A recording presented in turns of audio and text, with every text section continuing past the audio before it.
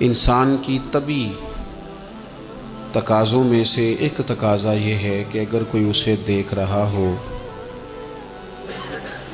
اگر کوئی اس پر نگرانی کر رہا ہو تو بندہ بہت ساری خطاؤں سے اپنے آپ کو بچانے کی کوشش کرتا ہے۔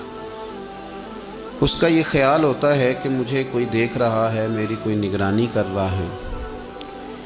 اسی انسانی کمزوری کو دیکھتے ہوئے دور موجود میں جگہ جگہ لوگوں نے کیمرے نصب کیے۔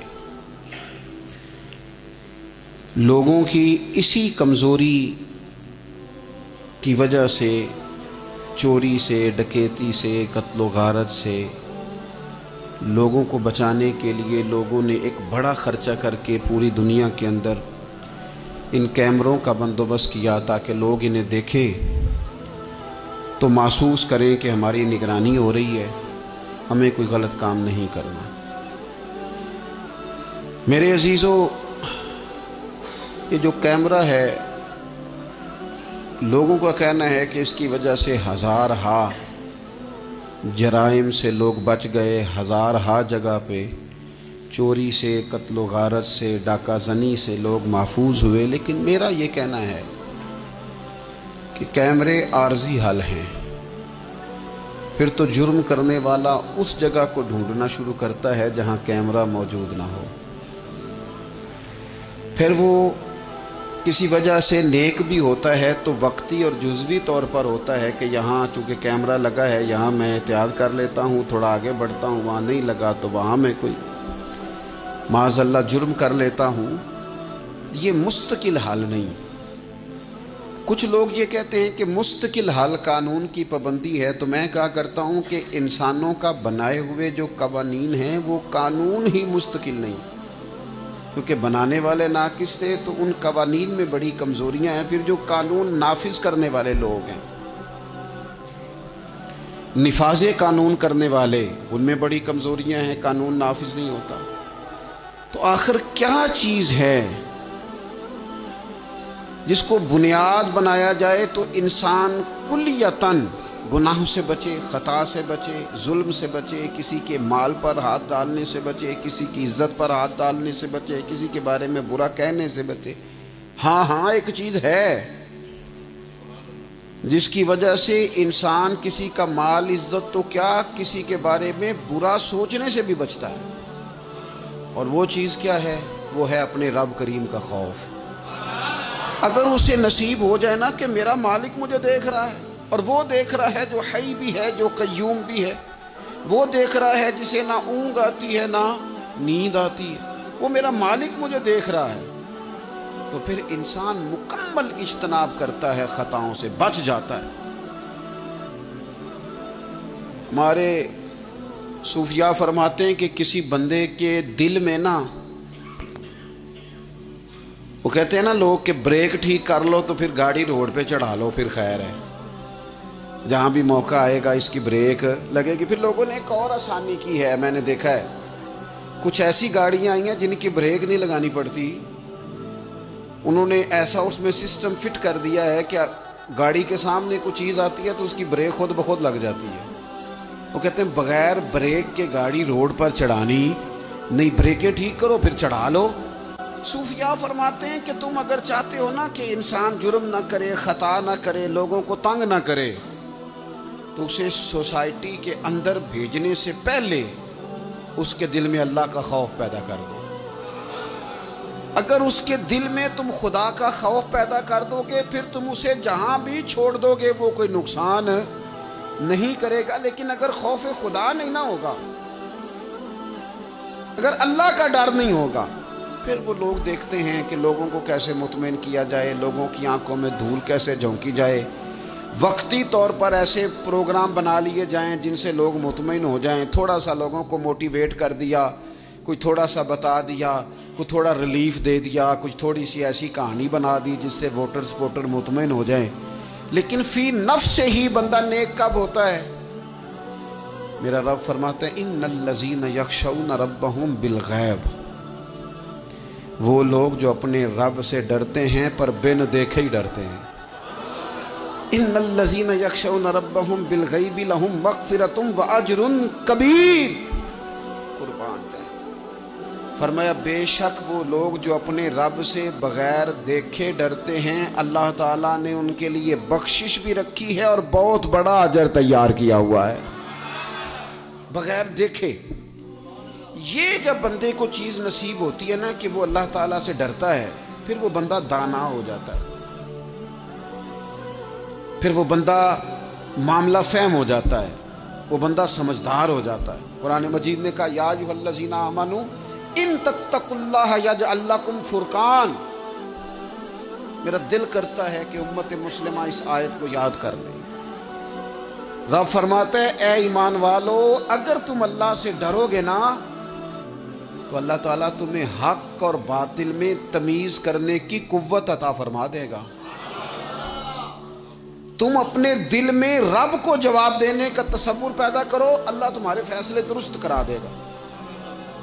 اور میرے نبی پاک صلی اللہ تعالیٰ علیہ وسلم نے فرمایا یہ جو اللہ کا خوف ہے نا یہ حکمت کی بنیاد ہے، یہ دانائی کی بنیاد. اللہ کا خوف ہے یہ بنیاد ہے، اس کی وجہ سے لوگ دانا ہوتے ہیں. اگر وہ رب کریم سے ڈرنے لگے تو اللہ انہیں بصیرت کی روشنی دے گا. کیوں فیصلے درست تھے سارے سیدنا صدیق اکبر کے؟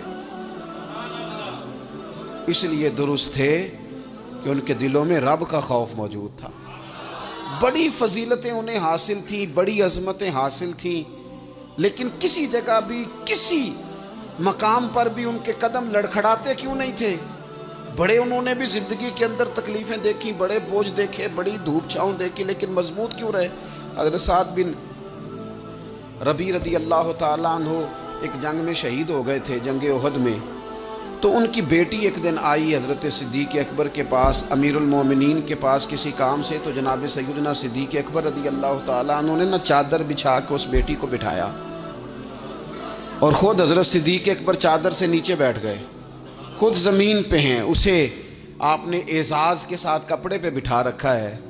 حضرت عمر فاروق رضی اللہ تعالیٰ عنہ آئے اور آ کے عرض کرنے لگے حضور یہ خاتون کون ہے، بیٹی کون ہے جس کو آپ نے اس قدر زیادہ فضیلت کی جگہ پہ بٹھایا ہے؟ تو حضرت صدیق اکبر رضی اللہ تعالیٰ عنہ فرمانے لگے کہ یہ اس شخص کی بیٹی ہے جو تم سے بھی افضل تھا، مجھ سے بھی افضل تھا.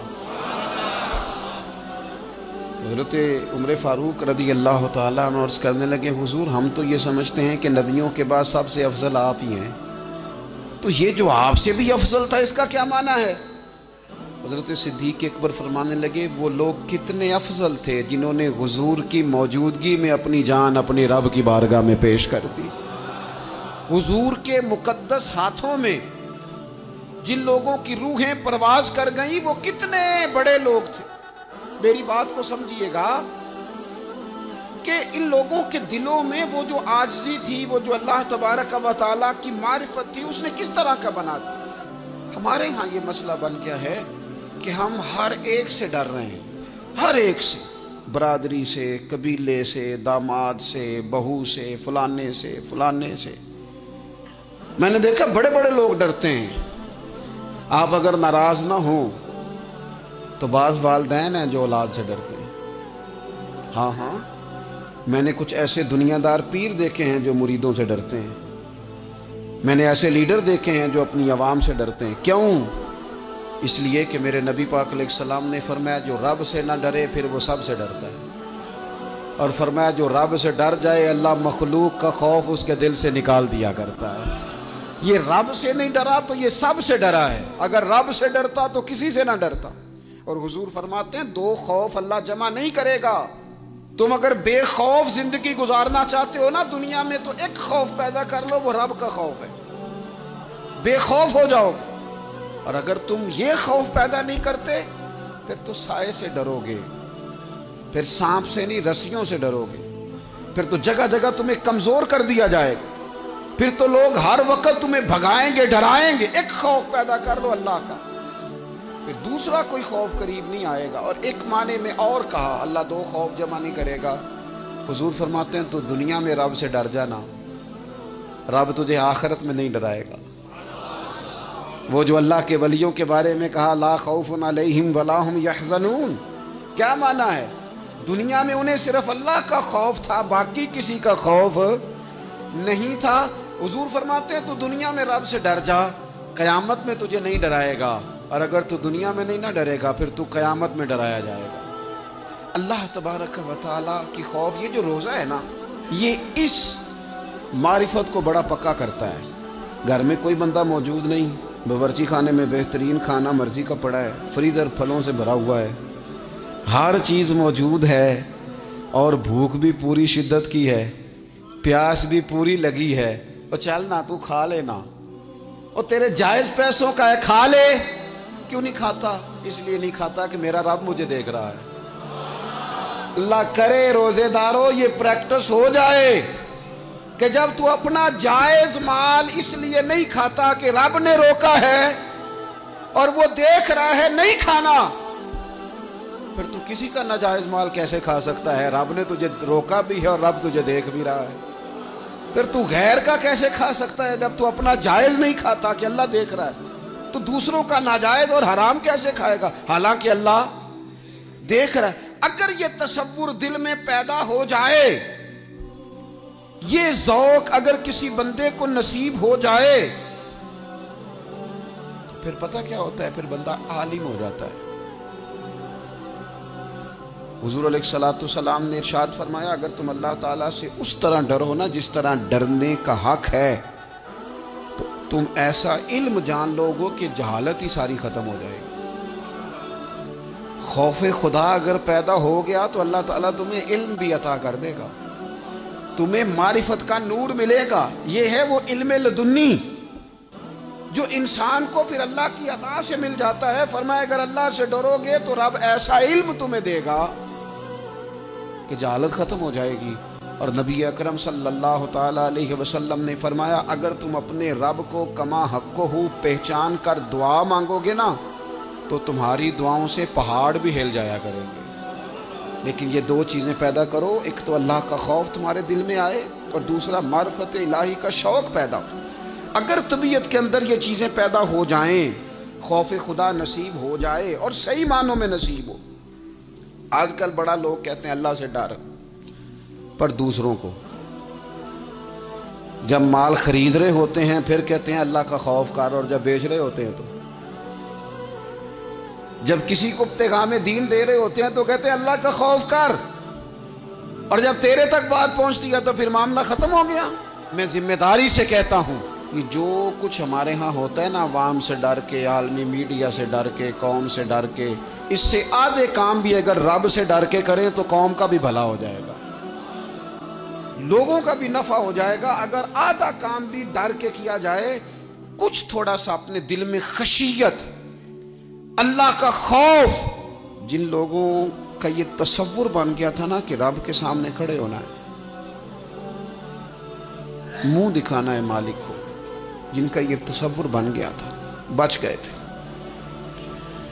ہم دنیا میں جینے کے لیے سارا کچھ کرتے ہیں، رب رسول کو منہ دکھانے کے لیے نہیں کرتے۔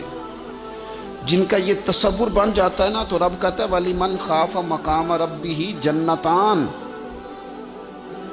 فرمایا جو میرے سامنے کھڑے ہونے سے ڈرے گا میں اسے 2 جنتیں عطا کروں گا، وہ سنور جائے گا، اس کے لیے 2 جنتیں ہو جائیں گی۔ نبی پاک علیہ السلام نے فرمایا تیری آنکھ سے اگر اتنا آنسو نکل گیا نا اللہ کے خوف سے، جتنا مکھی اور مچھر کا پر ہوتا ہے، بڑا روتے ہیں لوگ، میں نے روتے دیکھے ہیں، دولت کے لیے، دنیا کے لیے، دوستوں کی بے وفائی پر، اپنے بچوں کی نافرمانی پر، پیسے نہیں ہیں تو رو پڑے، فلانے نے مجھے تنگ کیا تو رو پڑے۔ لوگوں کے لیے روتے ہیں، انسانوں کے لیے روتے ہیں، رب کے لیے رو کے دیکھ کتنا رونا ہے۔ حضور فرمانے لگے جتنا مکھی اور مچھر کا پر ہوتا ہے نا، اگر اتنے آنسو رب کے خوف سے تیری آنکھ سے نکل گئے تو حضور فرماتے ہیں جس طرح بھینس کے تھنوں سے نکلا ہوا دودھ دوبارہ تھنوں میں نہیں نہ جاتا، اگر کوئی اتنا بھی رو پڑا جتنا مکھی اور مچھر کا پر ہوتا ہے تو اس بندے کو اللہ دوزخ میں داخل نہیں کرے گا۔ شرط کیا ہے؟ اللہ کے خوف سے، رب کے خالصتاً اللہ کے خوف سے۔ اور تھا لوگوں کو اللہ کا خوف، رب کے سامنے کھڑا ہونا ہے تو ڈرتے تھے۔ حضرت عمر کا جب آخری وقت آیا تھا تو اپنے بیٹے سے کہا تھا مجھے اٹھا کے زمین پہ رکھ دو، میں اپنی پیشانی زمین پہ رکھ کے اپنے رب سے معافی مانگوں۔ حضرت عثمان غنی جیسے لوگ جب قبر کو دیکھ لیتے تھے تو پھر تڑپ کے ان کی ساری داڑھی آنسوؤں سے بھر جاتی۔ حضرت مولا علی شیر خدا رضی اللہ تعالیٰ عنہ نماز کی نیت باندھنے لگتے تو وجود کانپتا، راشہ طاری ہو جاتا۔ علی آپ تو شیر ہیں میدانوں کے، ہزاروں لاکھوں تلواروں کے بیچ کبھی نہیں لڑکھڑائے، لیکن یہاں رب کی بارگاہ میں آتے کانپ کیوں گئے؟ تو فرمانے لگے تمہیں پتہ نہیں کس کی بارگاہ میں حاضر ہونے لگا؟ اس سے ڈر آتا ہے، مالک کے حضور آ گیا، ڈر آتا ہے، ڈرتے تھے۔ میرے نبی پاک علیہ السلام نے فرمایا اللہ کا خوف یہ دانائی ہے، یہ حکمت ہے۔ اور صحیح بخاری میں لفظ ہیں، نبی پاک صلی اللہ تعالیٰ علیہ وسلم نے فرمایا ایک شخص تھا، بخاری مسلم میں موجود ہے، ایک بندہ تھا، اسے نا بڑا ڈر آتا تھا کہ رب جب سوال پوچھے گا تو میں نے کیا جواب دینے ہیں۔ اور ہمیں ہمارے نبی پاک علیہ السلام نے فرمایا بھی ہے، حضور نے فرمایا رب تم سے نا 5 سوال پوچھے گا قیامت کے دن اپنے سامنے کھڑا کر کے۔ ساری تیاری لائق بچے بھی جب کر لیتے ہیں نا پیپر دینے کی، ذہین بچے ساری تیاری کر کے نا تو کمرہ امتحان میں جاتے ہوئے پھر بھی ڈرتے ہیں اور کہتے ہیں حضرت صاحب دعا کرنا میرا پیپر ہے۔ بچہ لائق بھی ہے، محنتی بھی ہے، تیاری بھی، لیکن ڈر آتا ہے۔ ڈر آتا تھا جب پیپر سٹارٹ ہوتے تھے نا تو کئی قسم کی ایکٹیویٹیز چھوڑ دی جاتی تھی، کھیل چھوڑ دیے جاتے تھے۔ میں نے دیکھا ہے بچے نمازیں شروع کر دیتے تھے، ڈر آتا ہے کہیں پیپر میں کمی نہ کوئی رہ جائے۔ دنیا کے پیپر کے بارے میں یہ معاملہ ہے، اور جب صبح قیامت سوال جواب کیے جائے، حضور فرماتے ہیں 5 سوال رب پوچھے گا تم سے قیامت میں۔ سب سے پہلی بات، میں نے تمہیں عمر دی تھی کہاں گزاری تم نے؟ ضائع کر دیا ٹائم سارا، ادھر ادھر بھاگتے آتے جاتے مال کماتے۔ اور پھر عمر میں ایک بہترین حصہ جوانی ہے، حضور فرماتے ایک سوال یہ ہوگا، دوسرا جوانی کہاں گزاری؟ اور تیسرا سوال پوچھا جائے گا بتاؤ مال کہاں سے کمایا، ذرائع کیا تھے، جائز طریقہ اختیار کیا کہ ناجائز؟ اور چوتھا سوال یہ ہوگا یہ بتاؤ تم نے خرچ کہاں کیا، اللہ نے اپنے فضل سے دیے تھے پیسے، تم نے ناجائز جگہ پہ تو نہیں لگا دیے؟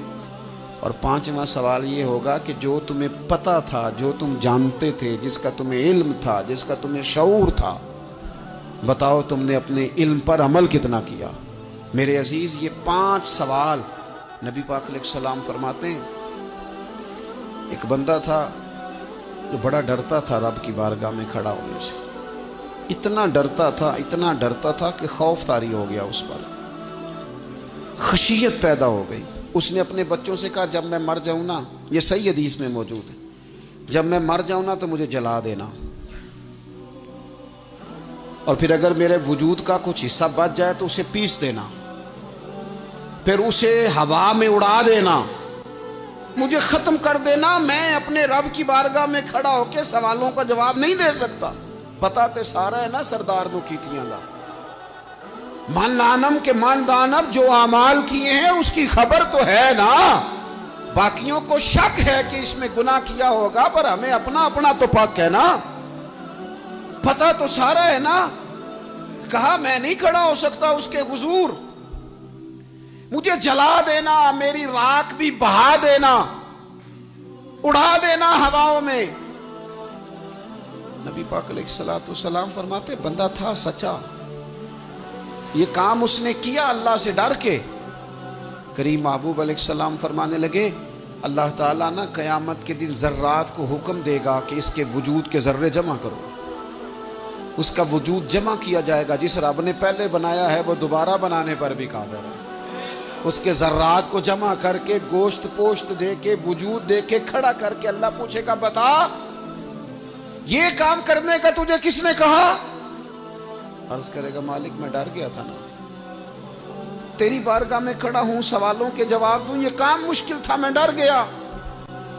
نبی پاک صلی اللہ تعالی علیہ وسلم فرمانے لگے، رب فرمائے گا فرشتوں کہ میرا بندہ نہ سچ کہتا ہے، یہ واقعی مجھ سے ڈر گیا تھا، گواہ ہو جاؤ میں نے اس کے لیے جنت کا فیصلہ کر دیا۔ اپنی طبیعت میں، اپنے مزاج میں، اور یہ خوف خدا گھر سے شروع کریں۔ بیوی سے گفتگو کرتے بھی اللہ سے ڈریں، ماں باپ کے حقوق ادا کرتے بھی اللہ سے ڈریں۔ اگر اللہ نے آپ کو وسعت دی ہے، بہن بھائی کمزور رہ گئے ہیں تو اللہ سے ڈریں اس مسئلے میں۔ اگر اللہ تعالیٰ نے آپ کو کسی شخص کے اوپر حاکم بنایا ہے، کوئی آپ کا ملازم ہے، کسی شخص کو آپ کے پاس ڈیوٹی کرنا پڑتی ہے تو اس کے بارے میں اللہ سے ڈریں۔ میرے نبی پاک علیہ السلام نے اپنے ظاہری وصال کے وقت جو وصیتیں فرمائی تھیں، فرمایا تھا عورتوں کے بارے میں رب سے ڈرنا، اپنے غلاموں کے بارے میں، ملازمین کے بارے میں رب سے ڈرنا، اور آپ کے پاس میرے پاس جو امانتیں ہیں ان امانتوں کے بارے میں رب سے ڈریں۔ اور ہمارے پاس جو دین کی امانت آئی ہے، ہمیں جو نبی پاک کا امتی بنایا گیا ہے، ہمیں جو کہا گیا ہے کہ تم رسول اللہ صلی اللہ علیہ وسلم کے اعلیٰ اخلاق پہ عمل کرنا، تو ڈرو نہ اس بات سے۔ اتنے عظیم رسول کے امتی ہو کر ہمارے حالات کیا ہیں، ہماری کیفیات کیا ہیں؟ آپ یقین کریں، زندگی گزر گئی لوگوں کی روتے پر دنیا داری کے لیے، گھر کے حالات کے لیے، اپنی عزت کے لیے۔ کاش کبھی رب کے لیے بھی روئے ہوتے، کبھی اس کے خوف میں روئے ہوتے۔ نبی پاک علیہ السلام کے صحابہ پر نہ خوف طاری تھا اللہ کا، اور وہ خوف غلبہ کرتا تھا، باتوں میں نہیں، تقریروں میں نہیں، نشستن گفتن برخاستن نہیں، لوگوں کو دکھانے بتانے کے لیے نہیں، اپنے دنیاوی معاملات کو بہتر کرنے کے لیے نہیں، بلکہ رب کا خوف ان لوگوں پر طاری ہوتا تھا۔ اللہ کے محبوب علیہ السلام نے نا آیہ مقدسہ تلاوت کی، یا ایھا الذین آمنوا قوا انفسکم واہلیکم نارا وقودھا الناس والحجارہ، اے ایمان والو خود بھی دوزخ کی آگ سے بچو اور اپنے گھر والوں کو بھی بچاؤ، اور اس آگ سے بچو جس کا ایندھن آدمی اور پتھر ہیں۔ تو ایک نوجوان صحابی نے سنا تو وہ ڈر گئے، کانپ گئے، اتنا ڈرے کہ کانپ کر بے ہوش ہو گئے قرآن پاک سن کر۔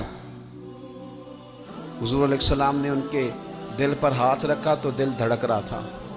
حضور فرمانے لگے، پڑھنا کلمہ لا الہ الا اللہ محمد الرسول اللہ صلی اللہ تعالی علیہ وسلم۔ صحابہ نے عرض کی، یا رسول اللہ صلی اللہ علیہ وسلم جی ہم سے سبقت لے گیا۔ حضور فرمانے لگے، یہ رب سے ڈرا ہے، رب نے اس کے لیے جنت کا فیصلہ فرما دیا۔ جب انسان کبھی رو پڑے نا اللہ، میں آپ سے عرض کروں، رونا بھی بڑا ضروری ہے۔ قرآن کہتا ہے فَلْيَضْحَكُوا قَلِيلًا وَلْيَبْكُوا كَثِيرًا، زیادہ رویا کرو، تھوڑا ہنسا کرو۔ زیادہ ہنسنے سے دل مردہ ہوتے ہیں، تھوڑا سا نا، کبھی تنہائی میں بیٹھ کے اپنے رب کو، کسی نے کہا تھا کہ الجھے ہوئے لوگوں سے گریزاں نہ ہوا کر، اور حالات کی قبروں کے یہ کتبے بھی پڑھا کر، ہر وقت کا ہنسنا تجھے برباد نہ کر دے، تنہائی کے لمحے ہوں تو کبھی رو بھی لیا کر۔ کبھی اکیلے میں نا رونا بھی چاہیے۔ یہ جو رونا ہوتا ہے نا، رونا دل دی میل گواوے، نالے وچھڑے یار ملاوے۔ کبھی نہ بندے کو رونا۔ حضرت سعدی شرازی نا سخی بڑے تھے، تو قرضہ اٹھا اٹھا کے بھی سخاوت کرتے تھے۔ ایک دن سارے لوگ آ کے بیٹھ گئے، بابا ہمارے پیسے دے۔ سارے لوگ آ کے جمع ہو گئے، انہوں نے کہا بابا پیسے، تو وہ سارے پیسے مانگ رہے ہیں۔ تو حضرت سعدی شرازی کہہ رہے ہیں، یار انہیں کھلایا کچھ نہیں، کبھی ان کو کچھ کھانے، مہمان آئے نا۔ ایک نوجوان چھوٹا سا لڑکا وہ کچھ بیچ رہا تھا، بیچتا بیچتا آ گیا حضرت سعدی کے پاس آ کے، اس نے کہا بندے زیادہ جمع ہوں تو لوگ وہاں سٹال نہیں لگا لیتے، چلو دکان۔ وہ آگے آ کے اس نے کہا کچھ لینا ہے؟ فرمانے لگے لینا ہے، یہ میرے جتنے مہمان بیٹھے ہیں ان کو کھلا دو۔ اس نے وہ سارا کھلا دیا۔ کہنے لگا پیسے؟ تو فرمانے لگے بیٹھ جا تو بھی، یہ بھی سارے پیسے لینے آئے ہیں، ان کو ملیں گے تجھے بھی ملیں گے۔ اس نوجوان نے رونا شروع کر دیا، کہنے لگا میں تو یتیم ہوں، میری تو بہنیں انتظار کر رہی ہیں کہ 4 پیسے لائے گا، میری اماں نے تو دوائی کھانی ہے۔ حضرت سعدی پریشان ہو گئے، بندوبست کرنے لگے۔ اس کے چند آنسو گرے تھے کہ آپ کا ایک عقیدت مند آیا، اس نے آ کے عرض کی حضور بڑے دنوں سے حاضر ہونا چاہتا تھا، یہ نذرانہ تو رکھ لے تھوڑا سا۔ وہ اتنے زیادہ پیسے تھے کہ حضرت سعدی شیرازی نے اس نوجوان کو بھی دی اور جتنے لوگ پیسے لینے آئے تھے سب کا قرضہ ادا کر دیا۔ ایک بندہ نا پیسے لینے آنے والوں میں کوئی درد دل والا تھا، اللہ کرے کوئی درد دل والا بھی ملے۔ وہ حضرت سلطان صاحب کہتے ہیں رب دا طالب کوئی نہ ملیا، اے تے جو ملیا طالب زردہ ہو۔ وہ درد دل والا بندہ تھا تو کہنے لگا بابا جی سمجھ نہیں آئی، ہم روز آتے تھے پیسے نہیں ملتے تھے، آج کیسے مل گئے؟ تو حضرت فرمانے لگے مل اس لیے گئے ہیں کہ تم میں رونے والا کوئی نہیں تھا نا، رونے والا ایک بھی ہو تو باقیوں کا بھی کام بن جائے۔ ایک ہو نا جس کی آنکھوں میں آنسو ہوں، کوئی یار کے لیے روئے، کوئی محبوب کے لیے روئے، کوئی حضور کے مدینے کے لیے روئے، کوئی بیت اللہ کی حاضری کے لیے روئے، کوئی اس لیے روئے کہ رب راضی ہو جائے، کوئی اس لیے روئے کہ وہ کرم نوازی کر دے، کوئی اس لیے روئے کہ وہ مجھ سے حساب نہ مانگ لے۔ اگر طبیعت میں یہ بات، نبی پاک صلی اللہ تعالیٰ علیہ وآلہ وسلم تقریر فرما رہے تھے، حضور گفتگو کر رہے تھے، محفل میں بیٹھے ہوئے صحابہ میں سے ایک بندہ رو پڑا۔ اللہ کے پیارے رسول صلی اللہ تعالیٰ علیہ وسلم نے اس ایک شخص کے رونے پر ارشاد فرمایا اگر آج تمہارے درمیان وہ تمام مومن موجود ہوتے جن کے گناہ پہاڑوں کے برابر ہیں تو اللہ تعالیٰ اس بندے کے رونے کی برکت سے سب کے گناہوں کو معاف فرما دیتا۔ حضور فرمانے لگے یہ رویا ہے نا تو فرشتوں نے رب کی بارگاہ میں دعا کی ہے مالک اس کی وجہ سے نہ دوسروں کو بھی معافی عطا فرما دے، اس کی شفاعت قبول کر لے دوسروں کے حق۔ میرے دوستو اپنے دل کو خشیت والا کریں، دل نہ سخت ہو گئے ہمارے، کیسے نرم ہوں گے؟ قرآن پاک پڑھنے سے۔ دل کیسے نرم ہوں گے؟ اللہ کا ذکر کرنے سے۔ دل کیسے نرم ہوں گے؟ قبرستان جانے سے، اپنوں کی قبریں دیکھنے سے۔ دل کیسے نرم ہوں گے؟ کبھی ہسپتال کا چکر لگا کے آؤ، دیکھو طبیعت کیسے نرم ہوتی ہے۔ دل کیسے نرم ہوگا؟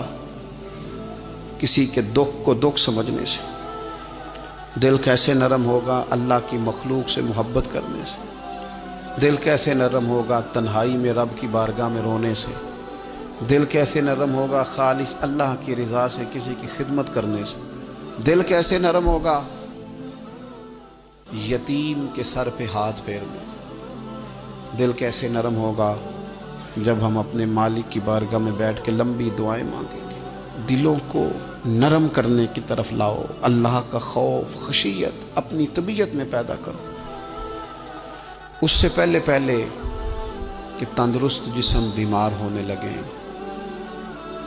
ڈاکٹر کہتے ہیں پتہ ہی نہیں چل رہا، رپورٹیں تو ٹھیک ہیں ساری، سمجھ نہیں آ رہی۔ ہمارے ہاتھوں سے کئی لوگ نکل گئے، کوئی پتہ نہیں چلا۔ دیر کے بعد خیال آیا کہ صبح بتایا تھا ڈاکٹر نے کہ تو لاہور چلا جا، یہ کبھی رات کو بتا دیتا نا۔ ہاتھوں سے نکل گئے بڑے لوگ، بڑی چیزیں نکل گئیں۔ ہماری تیاری ہے سب کی، وہاں جانے سے کسی کو مفر نہیں اور کسی کو مکر نہیں، جانا ہے۔